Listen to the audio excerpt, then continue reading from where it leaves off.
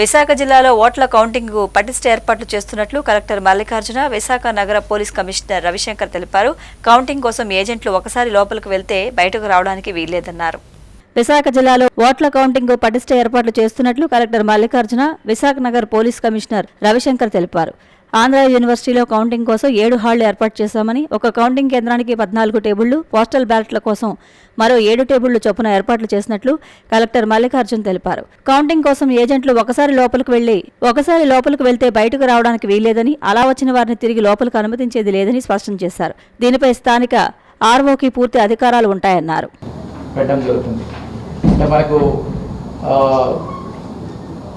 పెందుర్తి అలాగే గాజువాకు సంబంధించి EVM counting hall అలాగే పోస్టల్ బ్యాలెట్ కౌంటింగ్ హాలు ఒకే దాంట్లో మనకి ఈసీ అనుమతితో నిర్మించడం జరుగుతూ ఉంది.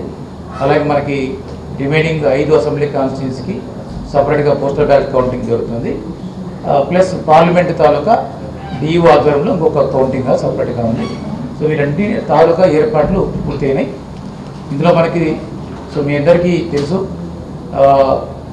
మనకి 4/6/2024 8 గంటల మనకి కౌంటింగ్ ప్రాసెస్ మొదలవుతుంది.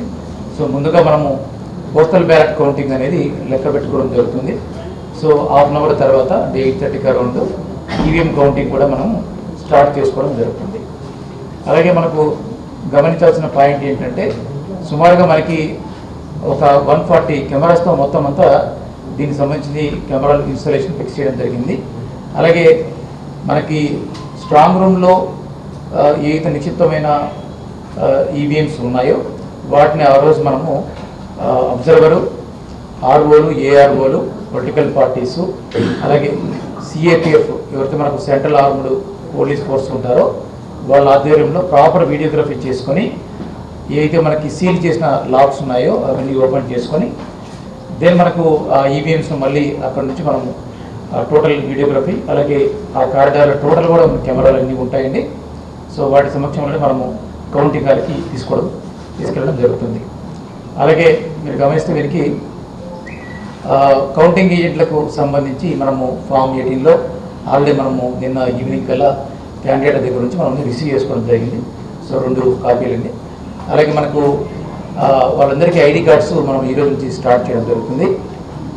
కౌంటింగ్ ఏజెంట్లు 6 గంటలకల్లా కనీసము కౌంటింగ్ కేంద్రానికి చేరుకోవాల్సిన ఆవశ్యకత ఉంది. 7 గంటలకల్లా వాళ్ళకి డిక్లరేషన్ వాళ్ళు ఆర్ఓ సమక్షంలో డిక్లరేషన్ సైన్ చేయాలి.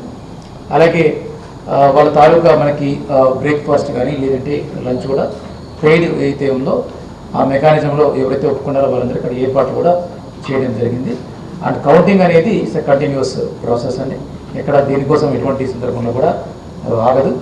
అలాగే మీరు గమనిస్తే మనకి ఒకసారి కౌంటింగ్ ఏజెంట్లు ఎంటర్ అయిన తర్వాత మనం సెక్షన్ 128 కింద ఏదైతే ఓత్ ఆఫ్ సీక్రసీ ఉందో అది చదివి వినిపించడం జరుగుతుంది.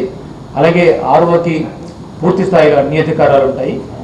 ఎవరైనా గొడవ చేసినా లేదంటే ఏదన్నా అనవసరంగా రాద్ధాంతాలు చేసినా కానీ ఆర్ఓ ఆ విషయం పరిగణలోకి తీసుకొని అవసరమైతే ఇమీడియట్గా పోలీస్ అధికారులను పిలిపించుకొని అటువంటి అధికారులను అవసరమైతే బయటికి పంపించడమో లేదంటే అక్కడ సీరియస్నెస్ని బట్టి యాక్షన్ తీసుకోవడం జరుగుతుంది. అలాగే ఒకసారి ఒక కౌంటింగ్ ఏజెంట్ లోపలికి వచ్చిన తర్వాత మళ్ళీ కౌంటింగ్ ప్రాసెస్ పూర్తి అయ్యేంత వరకు ఉండొచ్చు. ఒకవేళ ఏదైనా పొరపాటున బయటికి పోవాల్సి వస్తే ఎమర్జెన్సీలో మళ్ళీ రిలీవర్ కానీ మళ్ళీ అదే వ్యక్తిని కానీ లోపలికి అనుమతించడం జరగదు. అలాగే ఆర్ఓ టేబుల్ దగ్గర మనకు క్యాండిడేట్లు కానీ వాళ్ళ తరఫున ఎలక్షన్ ఏజెంట్లు కానీ కూర్చోవడానికి ఏర్పాటు చేయడం జరిగింది. ఏదైనా క్యాండిడేట్ రావచ్చు లేదంటే వాళ్ళ తాలూకు ఎలక్షన్ ఏజెంట్గా రావచ్చు. ఇద్దరు వచ్చేదానికి లేదు. ఎటువంటి గన్మెన్లు కూడా అలో చేయరు.